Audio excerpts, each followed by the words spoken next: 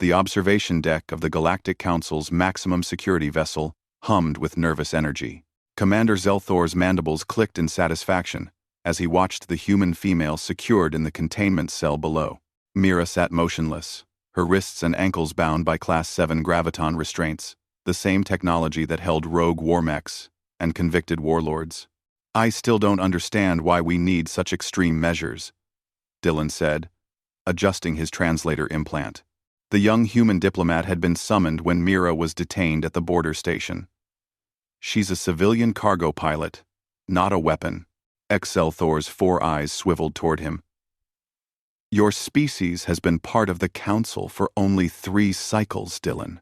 You don't yet comprehend what we've learned about humans." He gestured toward the cell. "Mira violated Protocol 7 by entering the contested zone. Our scans detected elevated adrenaline, cortisol, and something you call muscle memory from combat training." "She is dangerous," Dylan sighed. He'd tried explaining that most humans had some self-defense training, that elevated stress hormones were normal when being detained by armed guards. But the Council species were paranoid. Humans were the newest addition to galactic society, and their physical capabilities terrified the older races. Below, Mira remained still, her dark eyes fixed on nothing. She'd stopped protesting an hour ago, after realizing these aliens genuinely believed she posed a threat. The restraints hummed against her skin, graviton fields pressing her limbs with enough force to immobilize a Kralgon berserker. "The tribunal will convene in 2 hours," Zelthor continued.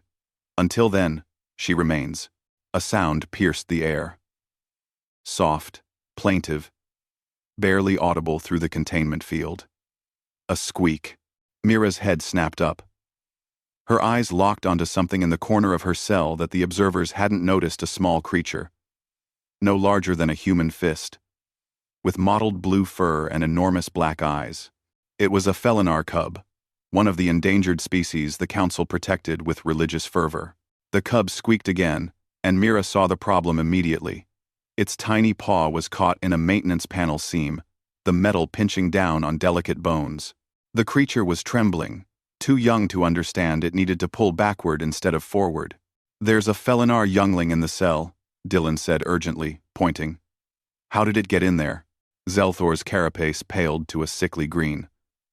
"Impossible. That section was cleared. The mother must have hidden it during our sweep. And now, He reached for the containment controls. "We need to extract it immediately. But dropping the field with the human inside violates every safety protocol." She could. Mira wasn't listening to them anymore. The cub's squeaking grew more desperate. She could see the tiny creature starting to hyperventilate, its paw bleeding where the sharp metal cut into flesh. Something primal ignited in her chest, not rage, not fear, but something older and more fundamental than either. The restraints hummed louder as she moved. Not much, just a slight shift of her wrist. "The human is attempting to break free," Zelthor shrieked. "Increase power to maximum." The graviton fields blazed brighter, but Mira wasn't thinking about them anymore. She wasn't thinking about the tribunal, or the diplomatic incident, or the weapons pointed at her from outside the cell. She was thinking about a small, terrified creature in pain. Her fingers curled. Tendons tightened. Every muscle in her arm engaged with the kind of desperate strength that human bodies reserved for emergencies. The force that let mothers lift vehicles off trapped children, that let soldiers carry wounded comrades through impossible distances. The restraint on her right wrist groaned. Metal components, never designed to counter the focused application of human evolutionary biology, at its absolute limit, began to deform. "That's impossible," Zelthor whispered. "Class-7 restraints can hold 8,000 kilograms of force." The restraint shattered. Mira's hand flew to her left wrist, fingers digging under the second restraint. She wasn't stronger than the technology, not really, but she was angrier, more determined. And evolution had equipped her species with the kind of stubborn biology that simply refused to accept limitations when something helpless was suffering. The second restraint broke. Then her ankles, 4 pieces of expensive council technology lay, sparking on the floor as Mira stumbled forward, her body screaming from the effort. She dropped to her knees beside the cub, hands steady despite the trembling in her arms. "Hey, little one," she murmured, her voice soft. "Let's get you out of there." Outside the cell, chaos erupted. Guards shouted. Weapons charged. Dylan was yelling something about not firing, about diplomatic incidents. Mira ignored it all. Her fingers worked at the maintenance panel, carefully prying it open. The cub's squeak turned into a soft chirp as the pressure released. She lifted it gently, cradling the tiny creature against her chest while checking the injured paw with practiced efficiency. "Superficial cut," she said to no one in particular. "Might need a stitch, but no broken bones. You're okay, baby. You're okay." The cub nuzzled against her, its massive eyes blinking up at her face. A tiny purr rumbled from its throat. The containment field dropped.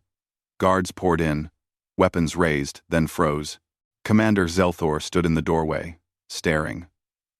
The human who had just torn through Council military-grade restraints was sitting cross-legged on the floor, tears streaming down her face, cooing softly to an injured animal while it purred in her arms. "I don't." Zelthor's translator struggled with his stunned clicks.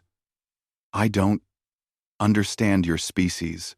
Dylan stepped forward, a slight smile on his face. "That's because you've been trying to understand humans through fear, Commander. You've cataloged our capacity for violence, our physical advantages, our stress responses." He gestured at Mira. "But you haven't been paying attention to what drives us. We're not dangerous because we're strong. We're dangerous because we care so fucking much that we'll break your restraints to save something small and helpless." Mira looked up, still cradling the cub. "Can someone please get me a medical kit? This little one needs treatment." 3 guards scrambled to comply. The tribunal never convened. Instead, Mira spent the afternoon in the medical bay, assisting the Felinar mother in caring for her cub. The council's xenopsychologists watched the entire time, finally beginning to understand what made humanity so uniquely terrifying and beautiful in equal measure.